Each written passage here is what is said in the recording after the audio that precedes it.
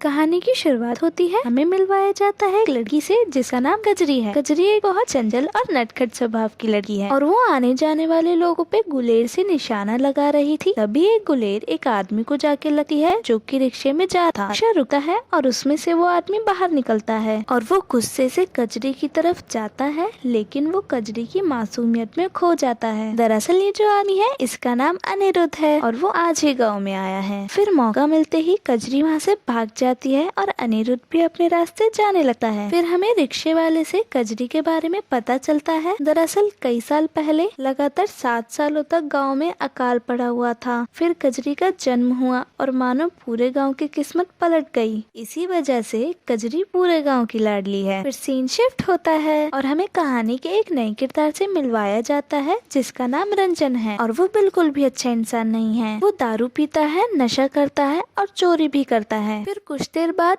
गांव वाले आंखें बंद करके कहीं जा रहे थे और ये सब अनिरुद्ध देख रहा होता है और ये सब देखकर उसे बहुत अजीब लगता है। वो आगे बढ़ के गाँव वालों से उसकी वजह पूछता है तो उसे पता चलता है कि ये गाँव वाले कजरी को बहुत लकी मानते हैं और उनका मानना है कि अगर वो सुबह सुबह कजरी का चेहरा देख ले तो उनका पूरा दिन अच्छा जाता है। नेक्स्ट सीन में हमें एक लड़की दिखाई जाती है जो अपनी माँ के साथ डॉक्टर के पास आई है। दरअसल ये लड़की प्रेग्नेंट हो चुकी है और उसकी अभी शादी भी नहीं हुई है, इसीलिए उसकी माँ डॉक्टर के पास आई है ताकि वो उसका अबॉर्शन करा सके। लेकिन जिस डॉक्टर के पास वो अबॉर्शन कराने आई थी वही डॉक्टर उसका रेप कर देता है और मैं आपको बता दूं कि ये डॉक्टर बिल्कुल भी अच्छा इंसान नहीं है। और आगे हमें दिखाते हैं कि एक दिन गांव में मेडिकल कैंप लगा था जहां गांव वालों को फ्री कॉन्डम्स बांटे जा रहे थे और तभी कजरी के हाथ में कॉन्डम लग जाता है और वो उसे गुब्बारा समझती है। और तभी हमें वहां एक लड़की से मिलवाया जाता है जिसका नाम संभावना है और वो एक सोशल वर्कर है। फिर अगले दिन हमें दिखाते हैं कि गांव में रामलीला होने वाली है जिसको एक बनवारी नाम का शख्स करवाता है। तभी कजरी बनवारी के पास आके रिक्वेस्ट करती है कि उसे भी रामलीला में काम करना है, लेकिन बनवारी उसका मजाक उड़ाते हुए उसे वहाँ से भगा देता है और कजरी डिसाइड है कि वो बनवारी से इस बात का बदला जरूर लेगी। और जिस दिन रामलीला हो रही थी कजरी वहां पहुंच के रामलीला के कुछ सामान चुरा लेती है जिससे बनवारी की रामलीला खराब हो जाती है और बनवारी का गांव में बहुत मजाक उड़ाया जाता है। जैसे ही बनवारी को पता चलता है कि ये सब कुछ कजरी ने किया है तभी बनवारी ने डिसाइड कर लिया था कि वो कजरी से बदला जरूर लेगा। फिर अगले दिन बनवारी कुछ गुंडों को कजरी का रेप करने भेज देते हैं और वो गुंडे कजरी का रेप करने ही वाले होते हैं। तभी अनिरुद्ध आगे कजरी को बचाने की कोशिश करता है और उन गुंडों और अनिरुद्ध की फाइट शुरू हो जाती है जिसमें एक बदमाश अनिरुद्ध के सर पे डंडे से वार करता है और फिर अनिरुद्ध बेहोश हो जाता है। तभी कहानी में एक और पर्सन की एंट्री होती है जिसका नाम बिहारी है और ये एक तड़ीपार गुंडा है, लेकिन ये बिहारी औरतों की बहुत इज्जत करता है और इस कहानी में बिहारी को एक गुड गाय दिखाया गया है। फिर बिहारी उन सब गुंडों को मार के अनिरुद्ध और कजरी को बचा लेता है।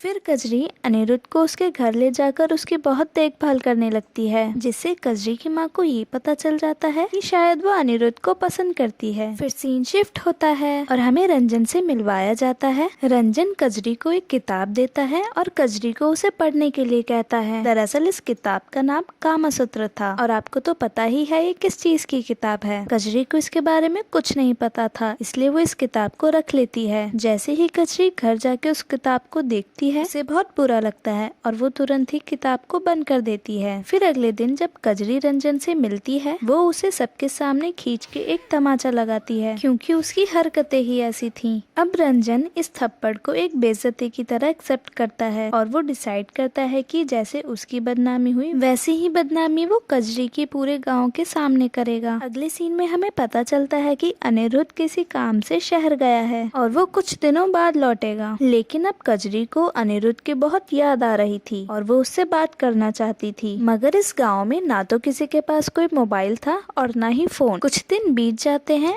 और हमें पता चलता है कि आज गांव में होली का फेस्टिवल है और गांव में सब होली खेलने में मस्त होते हैं। तभी रंजन कजरी से आके बोलता है कि वो उसकी बात अनिरुद्ध से करा सकता है, लेकिन कजरी को उसके साथ चलना पड़ेगा। कजरी भी रंजन की बातों में आ जाती है और वो उसके साथ चली जाती है, पर रंजन उससे बदला लेना चाहता था और वो उसे गांव के बाहर किसी सुनसान जगह पे ले जाता है। रंजन उसके साथ कोई जबरदस्ती नहीं करता पर उसे रात भर के लिए एक कमरे में बंद कर देता है। फिर जब सुबह होती है वो कजरी को छोड़ देता है। अब कजरी घर वापस जा रही थी, लेकिन पता नहीं कैसे गाँव वालों को ये पता चल गया था कि कजरी रात भर रंजन के साथ थी और वो उसे लेके तरह तरह की बातें बनाने लगते हैं। अब रंजन ने बिना कुछ किए ही कजरी से अपना बदला ले लिया था, क्योंकि वो यही चाहता था, कजरी की बदनामी। यहाँ तक कि कजरी के घर वालों को भी लगता था कि कजरी ही गलत है। फिर अगले दिन पंचायत बैठती है और सारे गाँव वाले कजरी को अपवित्र मानते हैं, पर कजरी उन्हें समझाने की कोशिश करती है कि जैसा वो सोच रहे हैं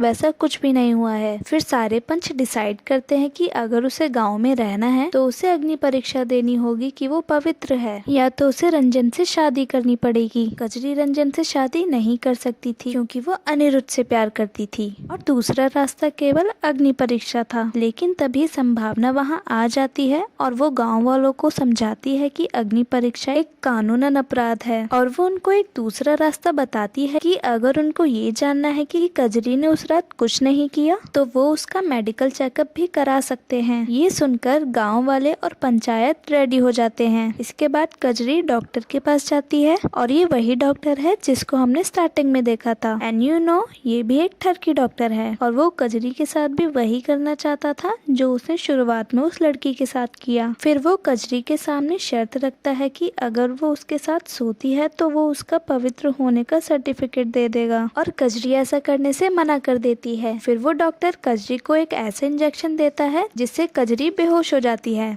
वो कजरी का भी रेप कर देता है। अब जब कजरी को होश आ जाता है तो उसे सब समझ आ जाता है कि उसके साथ क्या हुआ। वहीं दूसरी तरफ डॉक्टर गांव वालों को खुशखबरी दे रहा था कि कजरी पवित्र है, जिसे सुनकर गांव वाले और उसके माँ बाप बहुत खुश होते हैं। और अब कहानी हमें दुनिया की मेंटेलिटी समझाती है कि अब कि जब कजरी पवित्र थी तब किसी ने नहीं माना, और अब जब उसका रेप हो चुका है तो उसे सब पवित्र मान रहे हैं। दोस्तों, ये इस कहानी का बहुत डीप थॉट है। अगर आप इस कहानी का ये पार्ट समझ गए तो आप इस कहानी का सेंस भी समझ जाएंगे। चलिए कहानी में अब आगे बढ़ते हैं। कजरी बहुत परेशान होती है और वो अब बहुत अकेले अकेले रहने लगी थी। तभी उस डॉक्टर का कंपाउंडर उससे आके बोलता है कि तुम्हें डॉक्टर ने बुलाया है, और कजरी उसके साथ जाने भी लगती है। मगर वो कंपाउंडर झूठ बोल रहा था और वो भी कजरी का रेप करना चाहता था। मौका मिलते ही वो कजरी के साथ जबरदस्ती करने की कोशिश करता है, लेकिन तभी कजरी के हाथ एक दराती लग जाती है और वो उससे कंपाउंडर के सीने पे वार करती है, जिससे कंपाउंडर वहीं मर जाता है। लेकिन कजरी बहुत डर जाती है कि उसने ये क्या कर दिया। तभी वहाँ बिहारी आता है और वो सारा इल्जाम अपने सर ले लेता है। फिर कजरी बिहारी को उसके साथ हुई सारी वारदात बताती है,